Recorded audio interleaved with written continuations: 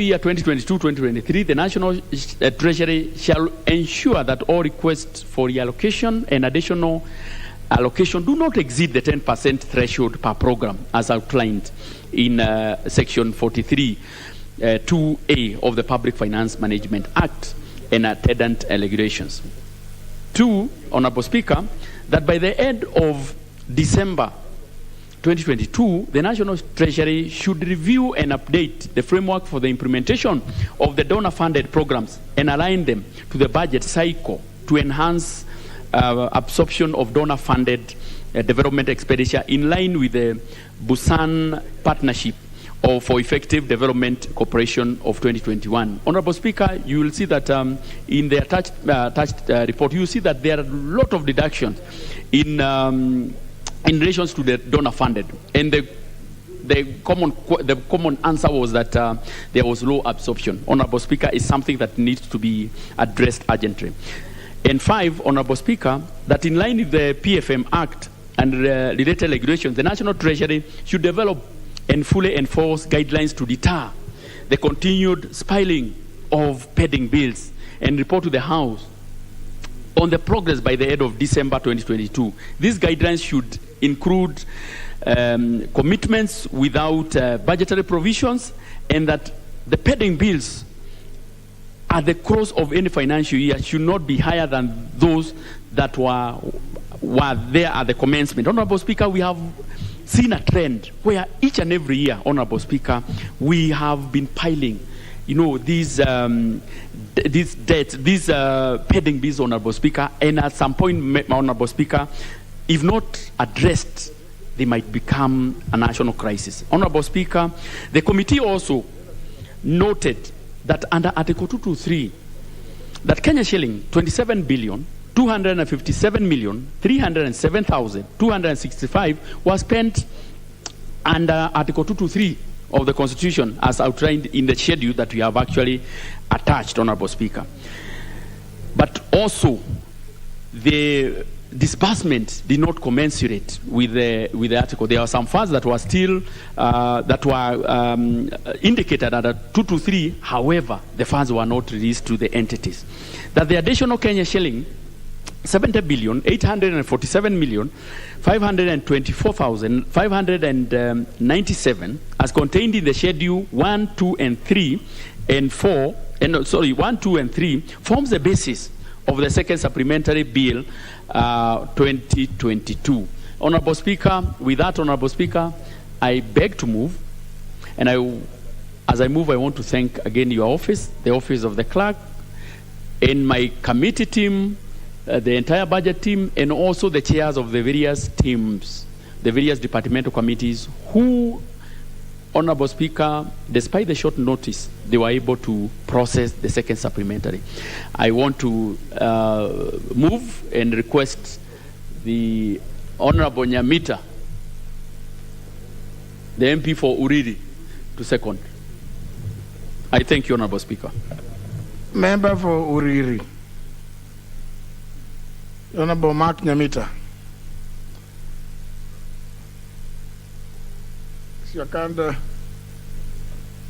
Yes, I can see it now. Thank you, Mr. Speaker. Mr. Speaker, let me also take this opportunity to thank my colleagues that we have served with in the Budget and Appropriations Committee for the last 5 years, and especially on this last supplementary too, that they have put the country first, not to be in their constituencies. It was not indeed easy, Mr. Speaker, to, how we are struggling to get even a quorum in this House. But members took their time from the constituencies to be there so that we were able to deliberate in this. I want to thank also the chairs of the various committees who found time to have quick meetings and submit to us their reports on the supplementary 2 for the last financial year. And we already had our last committee meeting, Mr. Speaker, and I'm sure you will see the amount of work that the committee has done over the last 5 years in our exit report, which I'm sure my able chair will table tomorrow. Indeed, as we go into these elections, I think we go very proud that we have done justice to this country in the capacity that we served in the Budget and Appropriations Committee. And I want to thank the House also for that we put also our political differences aside, Mr. Speaker, to ensure that the country runs smoothly. And on occasions, even where we have had different opinions, we have found ways around to support this government. And as we wait for the fifth government, hopefully under the Raila Amolo Odinga, we will continue to give him that support should God grant us an opportunity to come back to this House. Without further ado, Mr. Speaker, I wish to second.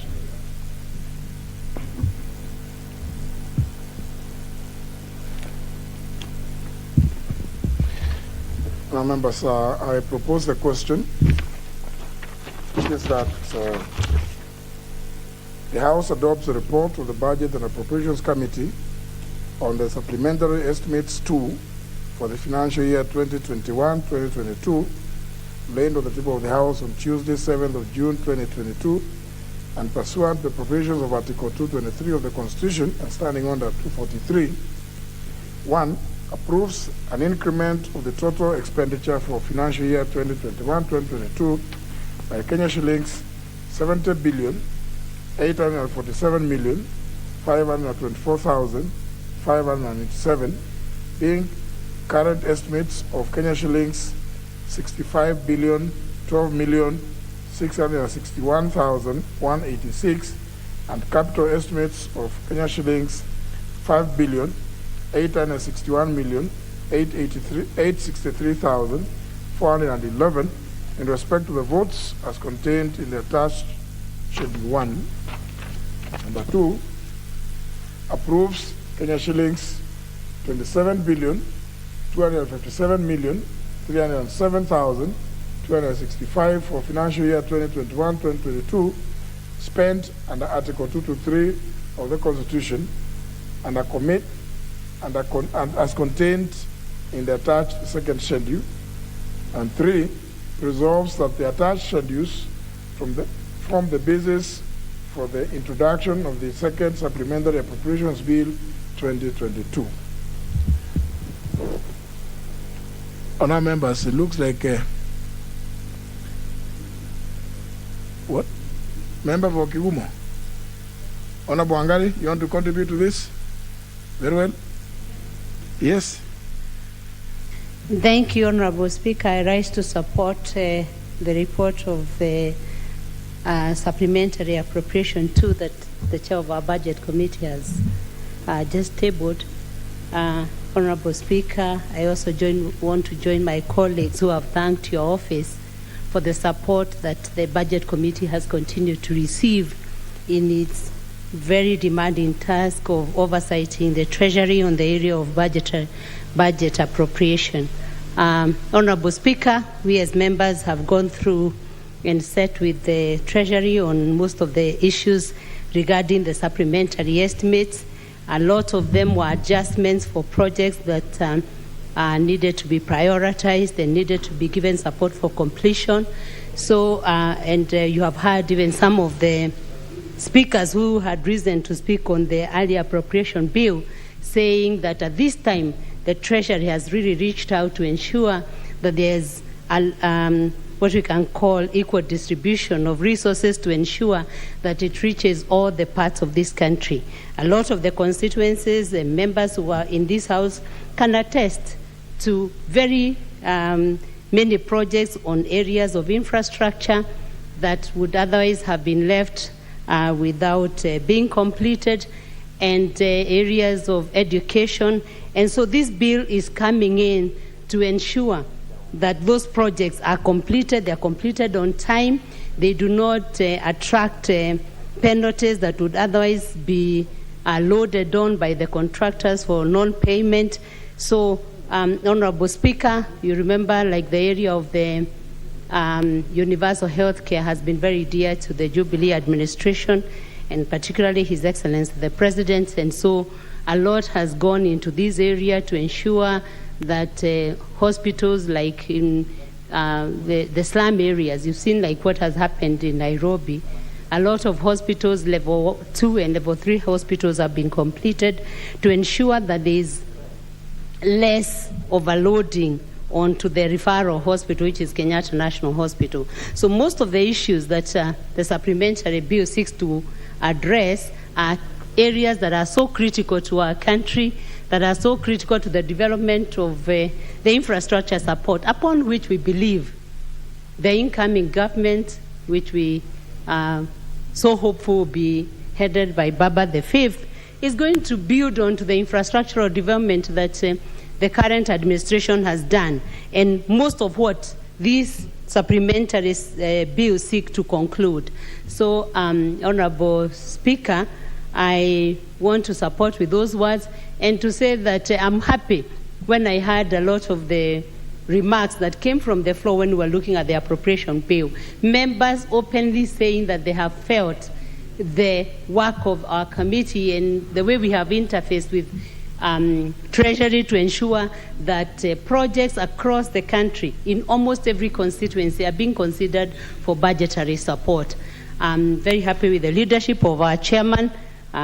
Been very consultative. We are happy with the guidance that your office has continued to give us, the clerk and all the members of the budget committee who have burnt at times the midnight oil. We've sat here even in this parliament with Treasury until very late hours to ensure that all the supplementary estimates are properly evaluated, and that with the oversight role that this parliament through the budget committee continues to give, that it's properly discharged.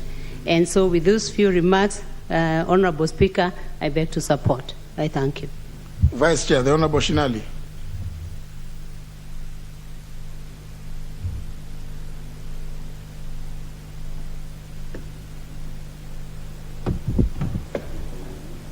Thank you. Thank you very much, Mr. Speaker, sir.